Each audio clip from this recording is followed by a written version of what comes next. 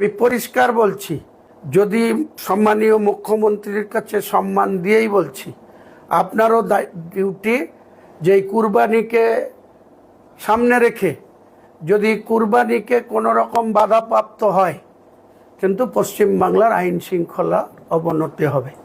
আমরা কিন্তু সেদিন বসে থাকব না। তো রাজ্যের মাননীয় মুখ্যমন্ত্রী আমি নিজে দেখা করেছি, প্রসঙ্গটা তুলেছি। তিনি বলেছেন কোনো অসুবিধা হওয়ার কথা না, হবে না।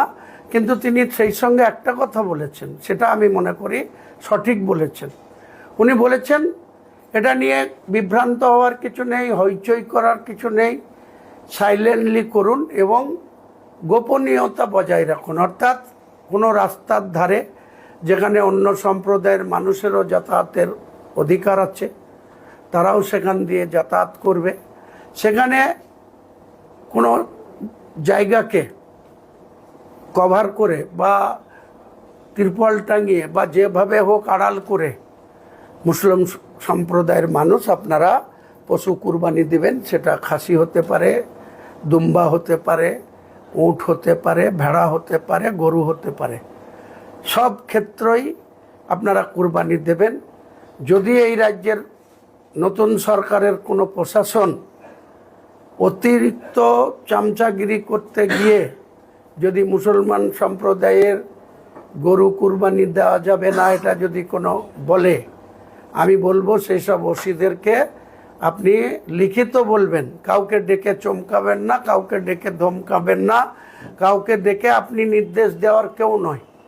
রাজ্যের যদি নির্দেশ দিতে পারে, মুখ্যমন্ত্রী দিতে পারে, তার চিফ সেক্রেটারি দিতে পারে, হোম সেক্রেটারি দিতে পারে, বিভিন্ন দপ্তরের প্রিন্সিপাল সেক্রেটারিরা দিতে পারে।